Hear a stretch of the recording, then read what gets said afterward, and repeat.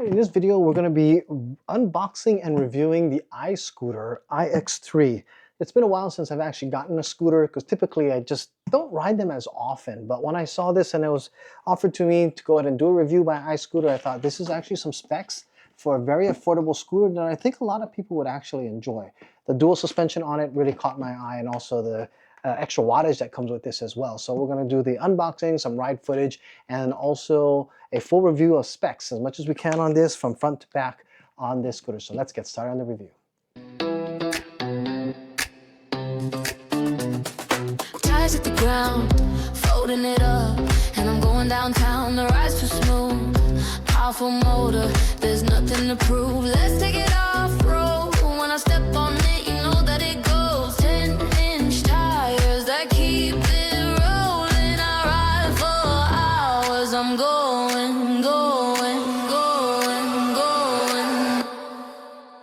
on my iX3. Catch me riding on my iX3. You know I'm flying on my iX3. Keep it moving on my iX3. That's what I'm doing.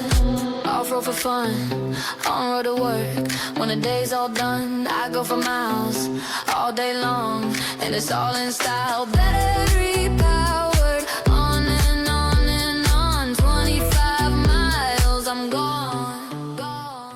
So unboxing and assembling the iScooter iX3 is a fairly simple process. All I had to do was take the scooter out of the box and pretty much just start to unfold everything where it needed to go. There are really nothing to attach that was very difficult to do. I really just was pretty much unfolding everything. As you'll notice here, I tried to go ahead and put the handlebars up and lock it in place. I got the first lock in there, but I didn't put the full lock in, and I'll do that a little later. I decided to put the handlebars all up in place, make sure everything was put in a position that I like it when I was going to ride. Also adjusted the height of the handlebars. At this point, I figured out I wanted to go ahead and make sure I could start standing on the scooter, so I kind of messed around with it to finally get the safety lock put in there, adjusted the handlebars to the height I wanted, and after that I was pretty much ready to ride. This is the iScooter X3, and this scooter is surprisingly powerful, but not only that, just very versatile all in all. And we're going to be going over all of the specs coming right out of what's in the manual. The unfolded dimensions that you see right here is 45 inches by 23 inches by 50 inches. And of course, when it comes down and breaks down and coming all the way in, then it only gets down to as much as 8 inches wide. And that's really awesome, because an 8-inch wide scooter basically means it can fit in a lot of different trunks and places without any hassle or any problems.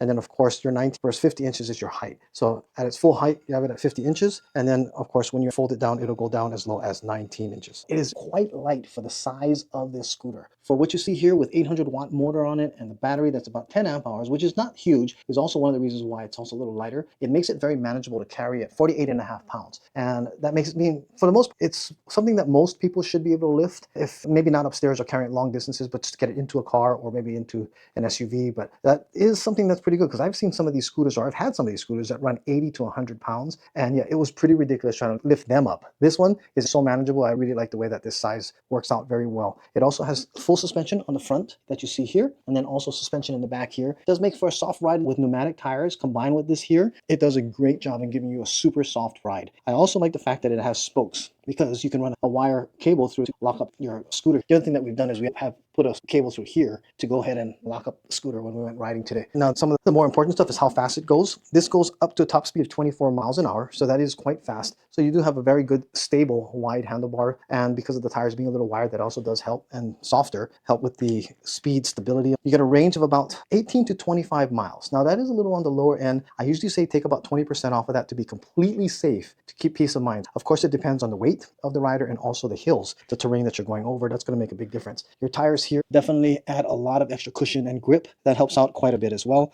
And then you have your waterproof rating at IPX4, which means it can handle being in the rain if you need to, but just don't submerge this. You want to make sure that you keep it dry as necessary. On the side here, beautiful lights that light up here. So we're going to turn on the scooter by holding the button down. Fantastic display, by the way. Very nice and clear, shows everything that you need to. These buttons here, although these are not clear to see like when you're riding, when you learn where they're at, it works out. because this is your speed mode. So right now you can see I'm in turbo in this section right here. And if you hit S, it moves on to eco, standard, and then turbo. And then you do have a horn, so you can hear that there. And then you hit once, then the light goes on. So you have a headlight that's lower there, but it's nice and bright. So that's really good too. In fact, you can take a look at it here. It's a nice bright headlight. It's in the front there. Turn off the light, and then we're going to have our manual mode, or your mode, to show you different settings that you have here, miles per hour or kilometers per hour. Now this also does come preset with cruise control already turned on. By holding your power and your horn button down together for a few seconds, you go into your setting mode.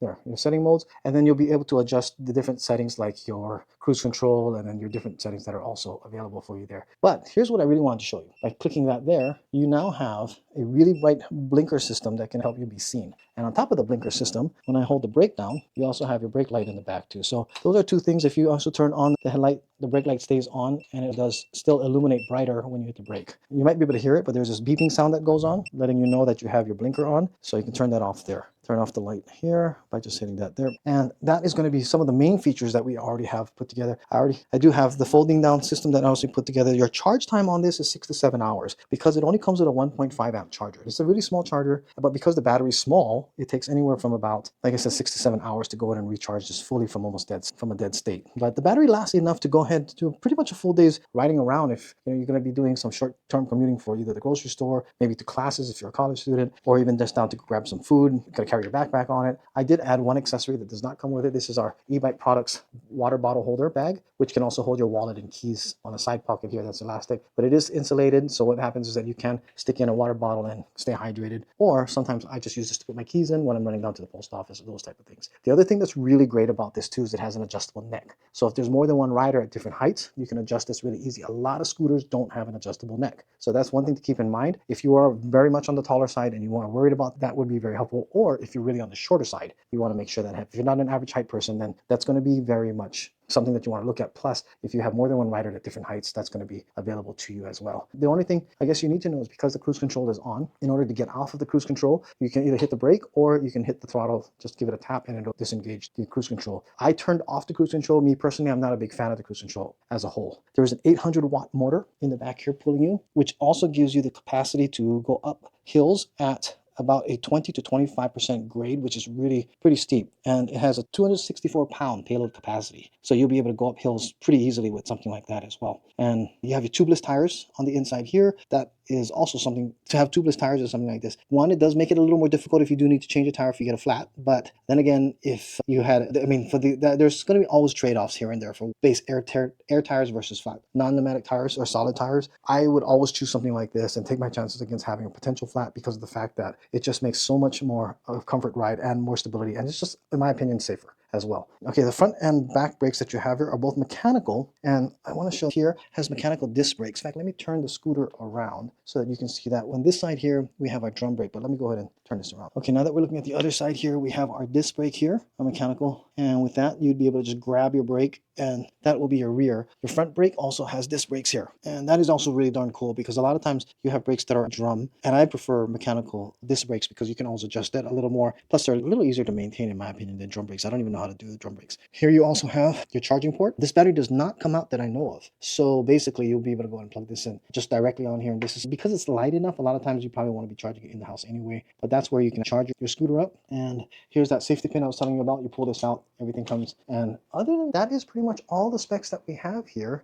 that you need to know about the scooter. You do have your thumb throttle. Oh, this is interesting. Oh, it shuts off the motor, and even though this brake is, I hit the front brake for the front, it does shut off the motor in the back and stop the motor from spinning. That's interesting, and that I did not know. But other than that, this is the X3 by iScooter. For the price that this comes with at 800 watts, the speed that you get, iScooter has now really opened my eyes to what affordable, high-quality scooters are like, because in the past, something like this would be easily over $600 or $700. This is 20% less than what I had thought you probably would be able to get for something like this with the speed and the performance you got. Today was a fun ride that I took with our camera guy to get the footage that we did to go have some breakfast and then ride back home. Got home in no time, and I felt very comfortable riding this, even at full speed, which normally I don't usually ride them over 20 miles an hour, but then I put it at 25 and it was super stable. I like the clearance that's also on the bottom here. It is pretty high for a scooter, so even speed bumps, I don't even worry about bottoming out on my speed bumps there. I don't do jumps with stuff like this. I'm just not that type of rider, but for the most part, I mean, as an off-road scooter, I'm sure if for those people who want to do some off-roading with it, would have a lot of fun doing it.